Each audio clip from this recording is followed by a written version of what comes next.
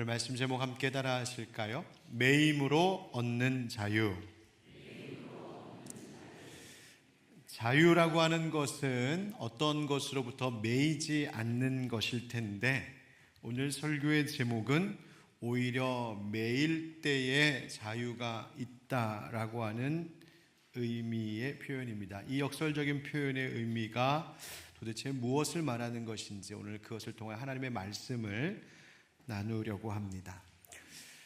자유를 달라, 그렇지 않으면 나에게 죽음을. 이 말은 제가 집에서 하는 이야기는 아닙니다. 이 유명한 말은 18세기 북아메리카 대륙에서 일어났던 독립전쟁의 불씨를 일으켰던 한 연설의 끝에 나오는 구절이었습니다. 당시 북아메리카 대륙은 영국이 그 땅의 식민지 지배권을 완전히 장악하고 있는 때였는데, 그래도 크게 간섭받지 않고 만들어진 13개의 주가 저마다 독자적으로 잘 발전해 나가고 있었던 때였습니다.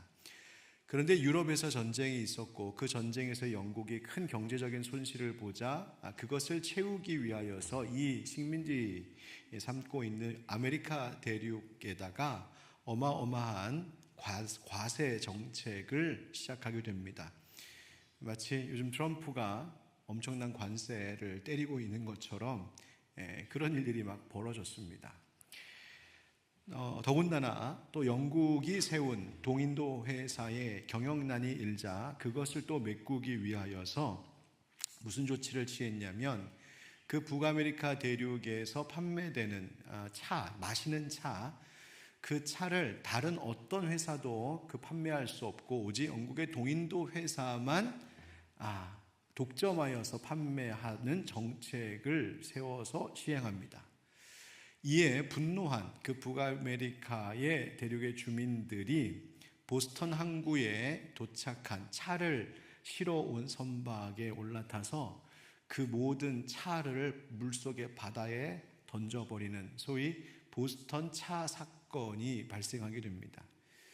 이로 인하여서 영국이 더욱더 이 미아메리카를 탄압하자 더 이상 안 되겠다 해서 이 13개의 주가 마음을 모아 독립을 외치고, 그래서 독립전쟁이 시작되어 독립을 차지하여 만들어진 것이 미합중국, 바로 오늘의 미국입니다. 그래서 그 독립전쟁의 총사령관이 바로 미국의 초대 대통령이었던 조지 워싱턴이었고, 그 독립전쟁을 시작할 때 그 불씨를 일으켰던 연설을 바로 패트릭 헨리라고 하는 이가 연설을 한 것이 유명한데, 그 연설의 내용이 이런 것이었습니다. 우리는 왕좌 앞에 엎드려, 그러니까 영국 왕실을 이야기하는 것이죠. 그 왕좌 앞에 엎드려 영국 내각과 의회의 포악스러운 손짓을 막아달라고 했습니다. 우리는 약하지 않습니다. 여러분 바라는 것이 뭡니까? 쇠사슬의 노예의 대가로 얻는 고귀한 생명입니까? 평화입니까? 우린 그럴 수 없습니다. 우리는 싸워야 합니다. 여러분 거듭 말하거니와 우리는 싸워야 합니다. 만군의 주이신 하나님에게 호소하는 것만이 우리에게 지금 남아있는 전부입니다. 그러면서 그 연설의 마지막에 한 말이 바로 자유를 달라, 그렇지 않으면 죽음을 달라 했던 그 유명한 말입니다. 생각해보면 우리 민족도 이 자유에 목말랐었습니다. 일본의 압제 때문에 얼마나 많은 것을 빼앗기고 비참하게 짓밟힌 역사였습니까? 어떻게 독립할 수 있었을까요? 먼저는 우리 하나님께서 이 민족을 기억하시고 사랑하셔서 하나님이 우리에게 자유를 주신 줄 믿습니다. 그리고 우리의 선조들 역시 차라리 자유가 아니면 죽음을 달라 하는 일사각오의 태도로 독립을 외치고 싸웠을 때 바로 그것을 통하여 하나님이 이 땅 가운데에 자유와 해방을 주신 것이죠. 이처럼 지금 오늘의 세계 곳곳에서도 이 자유를 갈망하며 자유를 외치는 소리들이 인류에게서는 끊임없이 나오고 있는데, 인간이 그만큼 간절히 자유를 갈망하는 존재임을 말해주고 있는 겁니다. 그 자유가 얼마나 우리에게는 중요한 것인지 목숨을 걸고 얻고자 합니다. 내가 죽더라도 내 후손이라도 자유로워야지. 사람들은 그렇게 자유를 쟁취하기 위하여 자신의 전부를 던집니다. 그 자유를 얻었을 때 사람들은 만족해합니다. 그런데 여러분, 이처럼 우리에게 소중한 것이 자유인데 진정한 자유는 무엇일까 한번 생각해 볼 필요가 있겠습니다. 내가 자유롭게 돌아다닐 수 있고 하고 싶은 것 다 하고 가지고 싶은 것 다 가질 수 있으면 그게 자유일까? 아니요, 여러분. 육체적인 자유, 물질적인 자유보다 더 중요한 것이 있으니 그것은 우리 내면에 있는 영적인 자유입니다. 오늘 본문 말씀을 통해 하나님께서 우리에게 주시는 이 참 자유의 의미에 대해서 함께 생각하려고 합니다. 예수 그리스도께서 부활하심으로 죄와 사망을 이기신 것은 우리가 더 이상 그 죄와 사망에 끌려다니는 종노릇하지 말라고 그 비참한 형편으로부터 우리를 건져주신 그 자유함을 주신 일이 바로 예수님의 십자가 사건과 부활의 사건일진데, 그렇다면 예수 그리스도를 구주로 고백하는 우리는 이미 자유함을 얻은 자들이라는 것이죠. 그런데 그 자유가 도대체 뭔지, 그 자유가 어떤 의미이고 어떤 목적으로 하나님이 우리에게 주셨는지 그것을 알아야 우리는 또다시 세상의 헛된 것에 매이지 아니하고 하나님 안에서 자유함을 누릴 수 있는 것이죠. 오늘 함께 이 말씀을 나누고 말씀을 생각할 때에 주님께서 십자가의 은혜, 부활의 영광으로 우리에게 허락하신 그 참된 의미의 자유가 우리의 영혼 가운데 샘솟듯 솟아오르는 은혜가 있기를 예수님의 이름으로 축원드립니다. 먼저 우리가 살펴볼 것이 있습니다. 한번 따라 하실까요? 우리를 속이는 거짓 자유. 오늘날 우리 대부분은 참 자유롭다 스스로 생각합니다. 정치적으로 또 사회적으로 자유를 억압받거나 그런 세상은 아닌 것으로 우리가 보죠. 옛날처럼 식민지도 아니고 누가 힘으로 나를 압제하는 것도 아니고 노예제도, 신분제도와 같은 계급사회에 있는 것도 아니고요. 그러고 보면 과거 인류 역사와 비교해 볼 때 지금 우리가 살고 있는 시대는 참 자유롭다 말할 수 있습니다. 그런데 진짜 자유로울까? 오늘 현대인들은 정말 그 자유를 바르게 누리고 살고 있을까? 사람들이 겉으로 보기에 표면적으로는 다 자유로운 것 같지만 어쩌면 우리는 우리 스스로도 알지 못하고 깨닫지 못하고 있는 억압과 통제 속에 눌려 있을지도 모를 일입니다. 도대체 무엇이 우리를 묶어두고 있을까요? 오늘 그것을 먼저 함께 생각해 보십시다. 오늘 본문을 보면 베드로를 비롯한 사도들이 옥에 갇혔습니다. 오늘 본문 단락의 위에 시작되는 17절, 18절에 가서 보면 이런 말씀이 있죠. 사도들을 잡아다가 옥에 가두었더니. 복음을 전하던 사도들이 옥에 갇혔습니다. 대제사장과 사두개인들이 이 사도들을 잡아다가 옥에 집어넣었습니다. 그런데 놀라운 일이 벌어졌어요. 한밤중에 주의 사자가 와서 그 사도들, 옥에 갇혀있던 사도들을 끌어내어 풀어주는 기적이 일어납니다. 그리고는 그 천사가 이 사도들에게 너희는 이제 가서 성전에 가서 생명의 말씀을 계속 전하라 명령합니다. 이 말씀을 받은 사도들이 곧장 성전에 가서 주의 말씀, 복음을 다시 전하며 사람들에게 하나님 말씀을 가르치기 시작하죠. 다음날 아침이 되었습니다. 대제사장과 사두개인들, 그 힘 있는 자들이 부하들을 시켜서 그 옥에 가두어두었던 사도들을 데리고 와라 해서 가보니까 웬일입니까? 옥에 그 사도들이, 그 사람들이 없는 겁니다. 옥문은 여전히 그대로 잠겨 있고 경비병들이 서 있는데 사람만 없어진 겁니다. 사람만 없어졌습니다. 이 기가 막힌 일이 벌어져서 너무 놀라 도대체 어떻게 된 일이냐, 이 사람들은 어디에 있느냐 찾아보라 하니 올라오는 보고가 지금 이 사람들이 성전에서 사람들을 가르치고 있습니다 라고 하는 보고가 올라옵니다. 대노하면서 당장 다시 잡아와라. 그래서 이 다시 사도들을 잡아다가 사내들인 공회 앞에 세워 신문하고 있는 장면이 오늘 봉독한 하나님의 말씀의 내용입니다. 뭐라고 물었냐면 사도들이 이렇게 말합니다. 우리가 그렇게 예수 이름으로 사람들 가르치지 말라고 분명히 내가 엄중히 경고하지 않았느냐 협박합니다. 그때 베드로를 비롯한 사도들이 이 협박에 대하여서 어떤 반응을 보이냐면 담대하게 이렇게 외칩니다. 우리 29절 같이 읽어봅시다. 시작. 베드로와 사도들이 대답하여 이르되 사람보다 하나님께 순종하는 것이 마땅하니라. 아멘. 사람보다 하나님께 순종하는 것이 마땅하니라.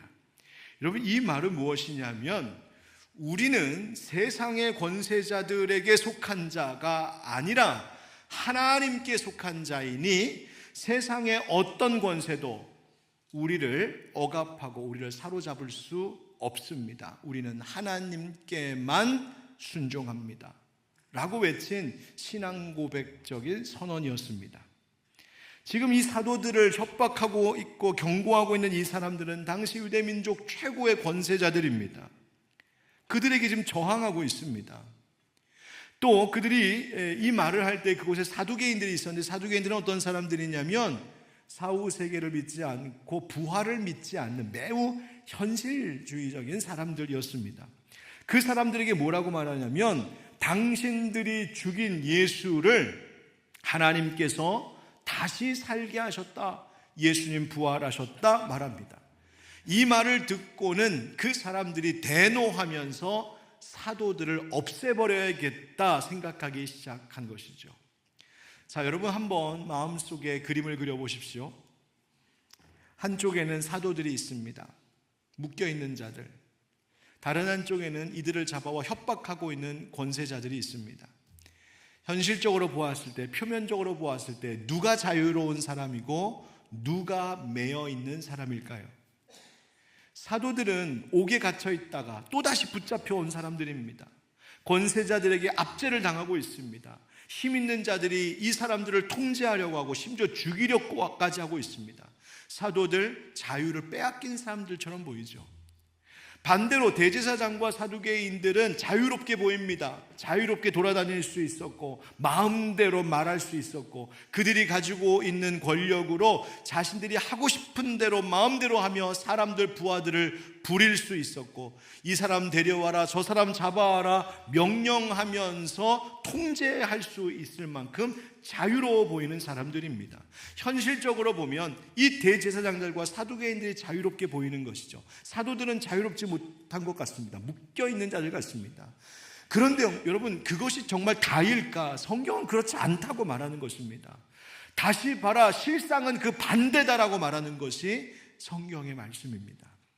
17절에 보니까 대제사장과 그와 함께 있는 사람, 즉 사두개인의 당파가 다 마음에 무엇이 가득하여? 시기가 가득하여 일어나 지금 이 사도들을 잡아다 놓았다는 겁니다. 다시 말하면 이 대제사장들과 사두개인들은 자유로운 것 같이 보이지만 그 마음은 시기와 거짓과 교만과 욕망이라고 하는 사슬에 묶이고 그런 이름의 옥에 갇혀 있는 자들 같았다는 겁니다. 자신들은 자신들이 마음대로 지금 하고 있다고 생각하고 자유롭게 지금 이 상황을 통제하고 있다고 생각하지만 하나님의 관점으로 보면 그들은 오히려 그들 자신 속에 있는 이 어두운 욕망과 무서운 시기심에 붙들려 묶여 있는 자들이라는 말입니다. 수년 전에 한 성범죄자가 발에 있는 전자 발찌를 자기가 스스로 끊고 도망친 일이 있었습니다. 도망친 이 범죄자가 여기 일산 파주 쪽에서 목격됐다는 제보 때문에 그때 우리 바싹 긴장한 적이 있었습니다. 다행히 정반대인 가평 쪽에서 이 사람이 잡혔는데 전자발찌를 끊고 도주한 그 사람에게 아니 당신 도대체 왜 그랬습니까? 라고 묻자 그의 대답은 간단했습니다. 자유롭고 싶었습니다. 자유롭고 싶었습니다. 여러분, 그러나 한번 생각해 보십시오. 발찌를 끊고 도망침으로 자유롭게 되었다고 일시적으로 순간적으로 느낄 수는 있었겠지만 육체적으로 잠시 마음껏 돌아다닐 수 있다는 자유를 잠시는 맛보는 것 같이 보였겠지만 그는 절대로 자유로운 존재일 수 없었습니다.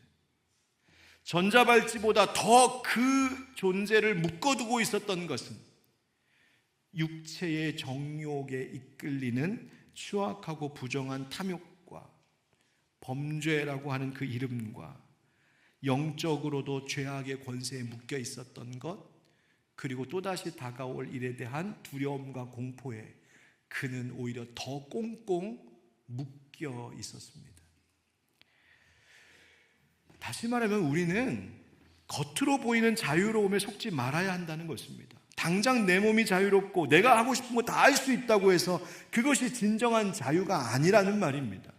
물질적으로 넉넉하여서 내가 누리고 싶은 거 다 누리고 가지고 싶은 거 다 갖는다 하여서 야, 난 참 자유로운 인생이다 생각할 일이 아니라는 것이죠. 왜 그 물질과 그 물질에 대한 더 큰 욕심과 그 물질이 불러오는 근심과 염려에 꽁꽁 묶여 사로잡혀 있는 인생일 수 있기 때문입니다. 건강해서 내가 다니고 싶은 대로 마음껏 뛰어다니며 다닐 수 있다고 해서 난 참 자유로워 라고 생각할 것이 아니라는 것입니다. 그 몸을 가지고 오히려 나를 즐겁게 하는 세상의 헛된 것만 쫓아다니고 있다면 오히려 내 영혼은 나의 욕망과 세상 쾌락에 붙잡혀 끌려다니고 있는 종노릇하고 있는 존재라는 말입니다. 내가 공부를 많이 해서 많은 지식을 습득하였고 그래서 야, 나는 정신적으로 사상적으로 꽤 수준이 높아 나는 이러한 것에 참 자유로워라고 말할 것이 아니라는 말입니다. 어쩌면 그 교만함에 내가 꽉 묶여 있을지 모를 일입니다. 거짓된 자유, 세상은 온갖 달콤한 것들로 그럴싸하게 보이는 것들로 이것이 진짜 자유로운 인생이야 라고 말하지만 그 착각하게 하는 가짜 자유, 거짓 자유에 속지 말아야 한다는 것입니다. 오히려 그것이 나를 묶고 있는 것입니다. 그렇다면 진짜 자유는 무엇일까? 한번 따라해 보실까요? 하나님께 매인 참 자유. 하나님께 순종한 이 사도들, 나는 하나님께 순종하는 것이 마땅하다라고 말하고 있는 이 사도들은 무엇에서부터 자유로운 사람들이었는가? 세상의 온갖 위험과 권세와 협박과 어쩌면 다가올지 모를 그 죽음에 대한 두려움에서조차도 자유로웠던 사람들입니다. 18절 말씀, 19절 말씀에 보면 사도들을 잡아다가 옥에 가두었더니 그 다음 주의 사자가 밤에 옥문을 열고 끌어내어 이르되 이렇게 되어 있는데요, 이 18절과 19절 사이에 보면 헬라어 원문 성경을 보면 우리말로는 번역이 빠진 접속사 하나가 있습니다. 그게 바로 그러나입니다. 그러나, 반전. 그러니까 지금 사도들이 옥에 갇혀 있는 것 같았지만 하나님의 눈으로 바라보면 그것이 아니라 오히려 그들은 자유로운 인생이었음을 상징적으로 보여주고 있는 겁니다. 사도들이 묶여있는 것 같지만, 옴짝달싹하지 못하고 갇혀있는 것 같지만 하나님의 눈으로 보면 그들이야말로 자유로운 인생. 권세자들, 제사장들과 사두개인들, 그들이 자유로운 것 같이 보이지만 하나님의 관점으로 보면 그러나 오히려 그들이 묶여있는 인생이라는 겁니다. 나중에 다시 공회 앞에 잡혀왔을 때 사도 베드로와 그 사도들이 한 이야기가 사람보다 하나님께 순종하는 것이 마땅하다. 여러분, 사도들은 사람들의 협박과 강요로부터 자유로웠습니다. 그들을 붙잡아 끌고 온 세상 권력으로부터 자유로웠습니다. 어쩌면 그들의 귓가에 사단 마귀가 속삭였을지도 모릅니다. 야, 너희들 목숨 지키려면 잠깐 좀 멈춰. 저 권세자들, 저 대제사장들과 사두개인들, 저 정치인들 얼마나 무서운 사람들인데 잠깐 멈췄다가 좀 잠잠해지면 그때 복음 전해도 되잖아. 사탄이 달콤하게 유혹했을지도 모를 것입니다. 그런데 이 사도들은 그 유혹과 꾀임에서 자유로웠습니다. 그거 상관하지 않았습니다. 사람들이 죽이겠다라고 하는 죽음의 협박, 죽음의 두려움으로부터도 자유로웠어요.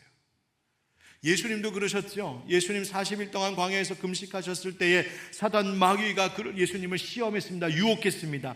그러나 예수님은 그 물질과 명예와 세상 영광이라고 하는 눈으로 보기에, 언뜻 보기에 달콤해 보이는 그 모든 유혹과 꾀임으로부터 예수님은 자유하셨습니다. 나랑 상관없는 일이다. 여러분, 아무리 육체적으로 자유롭다고 해서 내 영혼마저 자유로운 것이 아닙니다. 여러분, 기억하십시오. 내가 나의 삶을 하나님께 드리는 순종의 삶, 그 하나님께만 매이는 삶을 내가 드리지 않으면 우리는 반대로 죄악에 매이고 세상에 매이고 사단 마귀에게 매여 끌려다니는 존재가 됩니다. 나의 빈집을 차지해버리는 것입니다. 그러나 비록 우리가 육체적으로는 자유롭지 않다 할지라도, 내가 건강 때문에 자유롭게 움직이지 못한다 해도, 혹은 경제적인 어려움에 매여 있거나 온종일 직장의 일과 분주한 가사의 일과 온갖 일들 때문에 내가 매여 있다 할지라도, 혹은 나 스스로 해결할 수 없을 것 같은 어려운 문제 때문에 내 마음이 지금 하나도 자유롭지 않는 것 같이 느껴질지 몰라도, 그러나 여러분 기억하십시오. 하나님께 매여 있는 자, 하나님께 붙들린 자, 나는 하나님께 순종하는 것이 마땅한 줄 압니다라고 고백하는 자는 하나님이 그 영혼 가운데에 하나님만 주실 수 있는 진정한 자유의 기쁨을 주시는 줄 믿습니다. 저는 그 기쁨을 맛보고 사시는 분들을 봅니다.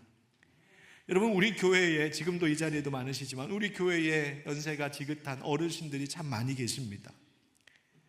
점점 세월이 갈수록 몸이 쇠약해져 가시고,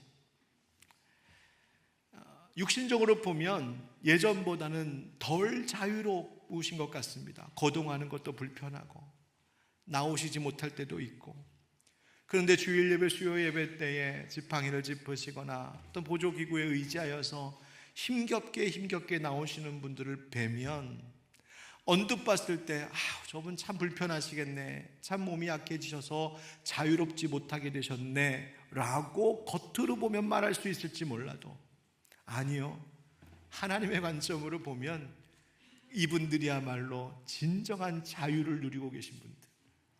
내가 그냥 육신이 아프니까 그냥 주저앉아 있자, 이제 그만하면 됐다, 내 안에 일어나고 있는 영적인 나태함이나 안일함으로부터 자유하여져서 내게 주신 자유로 하나님께 예배하는 일에 내 여생을 드립니다 하는 그들이야말로 진정으로 자유한 자들인 줄 믿습니다.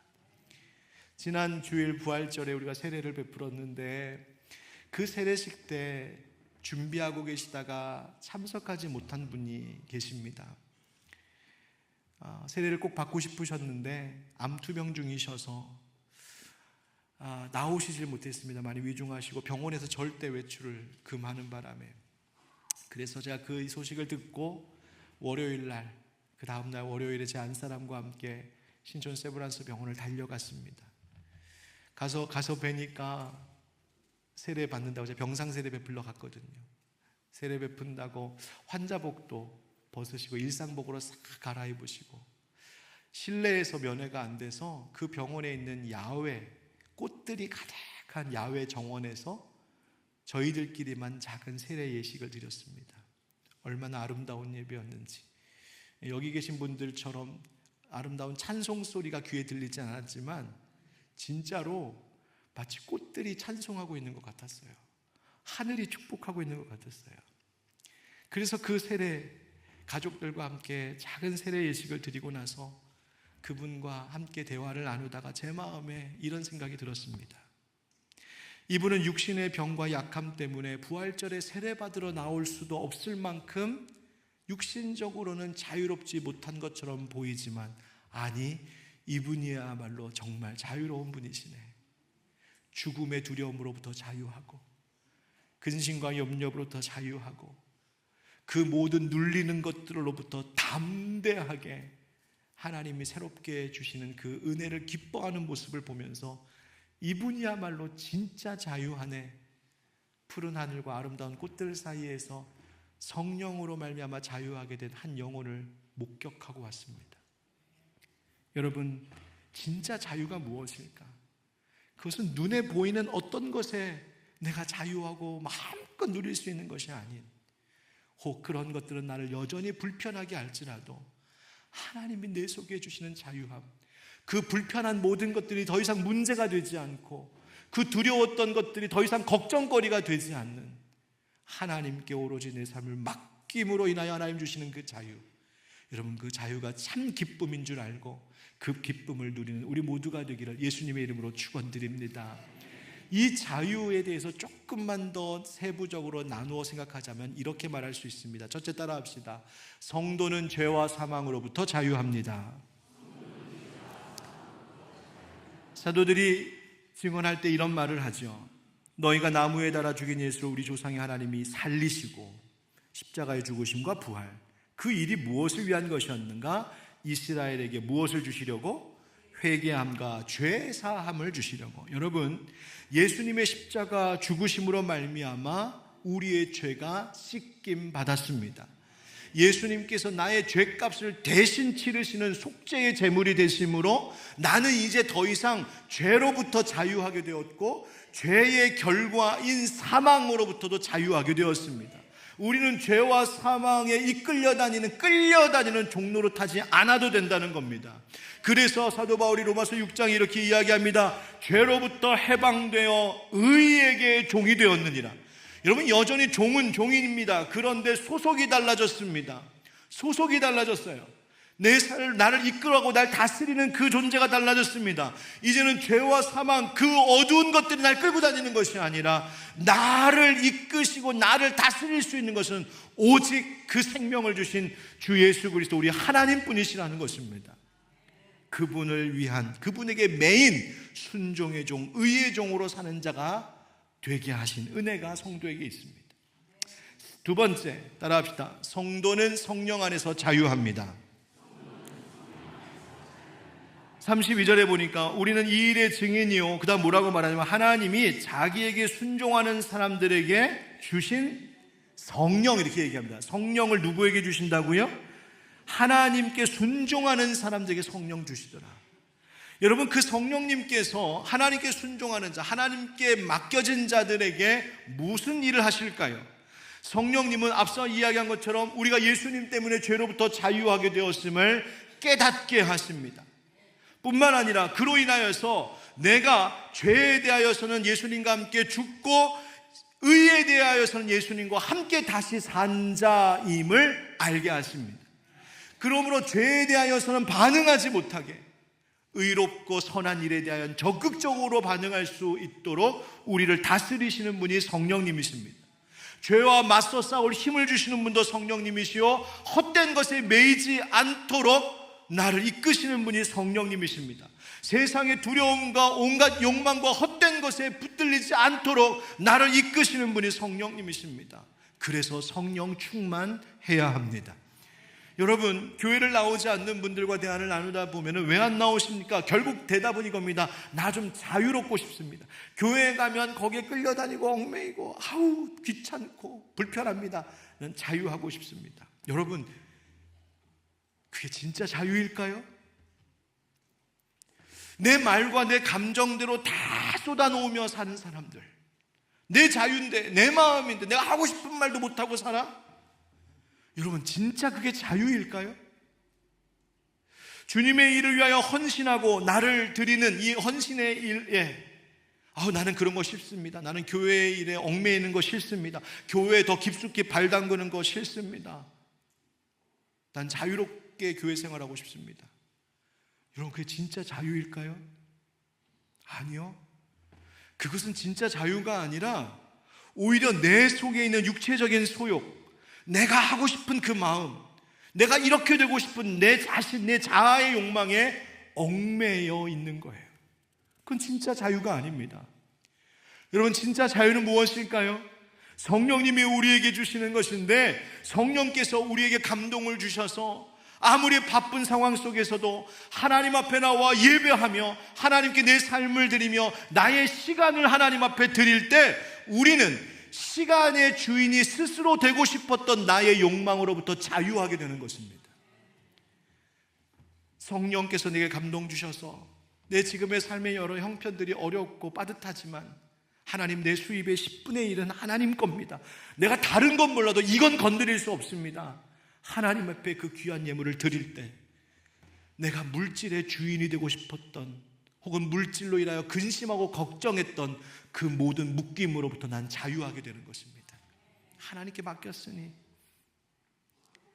성령께서 내게 감동 주셔서 나에게 상처를 주고 아프게 했었던 그 누군가를 용서하고 사랑하기를 결단할 때 그것은 나를 묶고 있었던 미움으로부터, 증오심으로부터 나를 자유하게 하는 것입니다. 난 자유로우니 난 하고 싶은 건 내가 다 하고 살 거야. 그것이 아니라 오히려 성령께서 내게 감동 주셔서 내 생활 속에 좋지 않은 습관들을 끊어버리고 혹은 나를 절제함으로 인하여서 우리는 오히려 나라고 하는 사슬로부터 나 자신을 자유하게 하는 것입니다. 로마서 8장 2절에 이는 그리스도 예수 안에 있는 생명의 성령의 법이 죄와 사망의 법에서 너를 뭐하였습니다? 해방하였습니다. 여러분, 우리가 예수 믿고 성령 받았으니 그 모든 나를 묶고 있는 헛된 것들로부터 자유한 자인 줄 알고 그 자유를 하나님 앞에 기꺼이 드리는 진정한 자유인 되길 축복합니다. 마지막으로 따라합시다. 성도는 주를 위해 살 자유가 있습니다.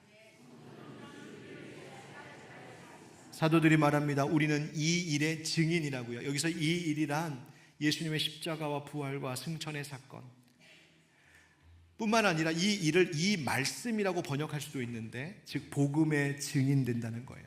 그러니까 무슨 말하는 겁니까? 우리의 존재의 의미는, 내가 사는 인생의 목적이보다 나는 예수님 부활의 증인으로 사는 것이 내 인생의 목적이다 지금 말하고 있어요. 주 예수보다 귀한 것 없네, 예수밖에는 없네. 그게 내 인생이라는 거예요. 여러분, 예수님의 증인으로 산다는 게 뭔지 아십니까? 그것은 자기의 욕망과 자기의 계획과 자기의 뜻과 이러한 나의 것에 갇혀 있는 것이 아니라 내게 주신 자유를 기꺼이 하나님의 목적을 위하여서 드리는 것, 하나님 뜻 안에 내 삶을 드리는 것, 세상에 매여 있는 것이 아니라 오직 하나님께 매인 자로 살아가는 것, 그것이 진정한 자유요. 바로 그렇게 살 때 우리의 매일매일이 사도행전이 되는 것입니다. 우리가 좋아하는 찬양 가운데 이런 고백이 있죠. 오직 주의 사랑에 매여 내 영 기뻐 노래합니다. 이 소망의 언덕 기쁨의 땅에서 주께 사랑드립니다. 오직 주의 임재 안에 갇혀 내 영 기뻐 찬양합니다.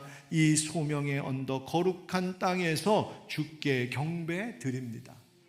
여러분, 가만히 읽어보면 매여 있답니다. 갇혀 있답니다. 그런데 기뻐서 노래하고 찬양한답니다. 무엇에 매여 있느냐가 삶의 내용과 질을 다르게 하는 것입니다. 세상의 헛된 것과 온갖 염려와 걱정거리, 세상에 눈에 보이고 손에 잡히는 것들, 그러한 것들에 매여 있고 갇혀 있어서는 절대 저 기쁨에 노래할 수 없습니다.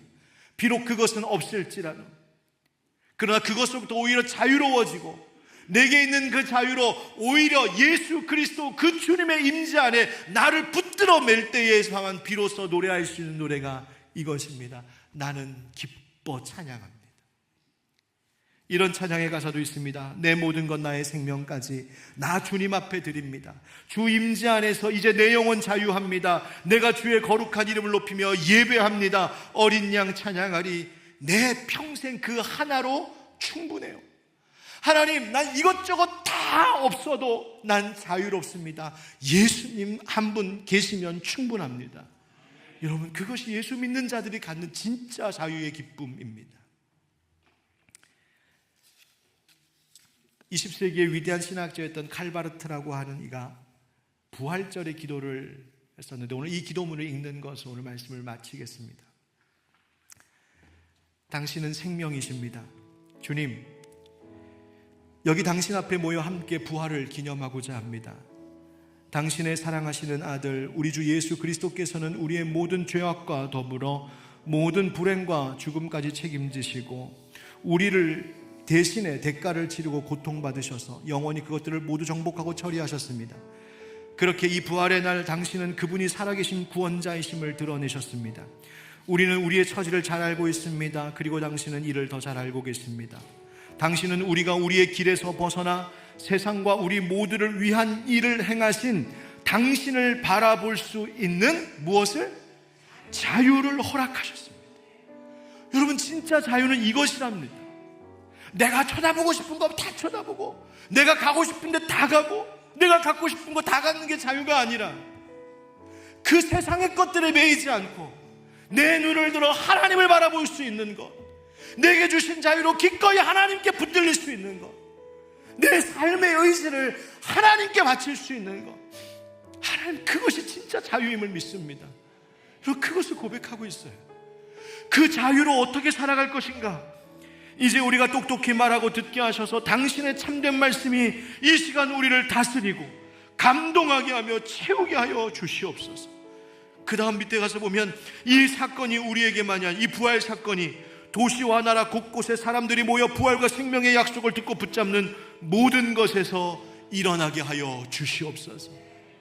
하나님, 나는 주의 복음을, 부활을 증언하여 세상 곳곳 도시 곳곳마다 그 생명을 찬양하는 이들이 많아지도록 하는 일에 내 자유를 쓰겠습니다. 여러분, 우리가 이와 같은 삶을 살아가야 합니다. 오늘 귀한 임직자들도 세워집니다. 여러분, 어떤 일꾼이 필요한 것일까요? 바로 자기의 생활에 얽매이지 않는 자들, 나의 자유를 하나님께 오로지 맡겨서 하나님께 매인 자들, 바로 그들이 하나님의 귀한 일꾼 될 줄 믿습니다. 여러분, 우리 모두가 그렇게 하나님께 매임으로 얻는 진정한 자유의 소유자들이 되기를 예수님의 이름으로 축복합니다.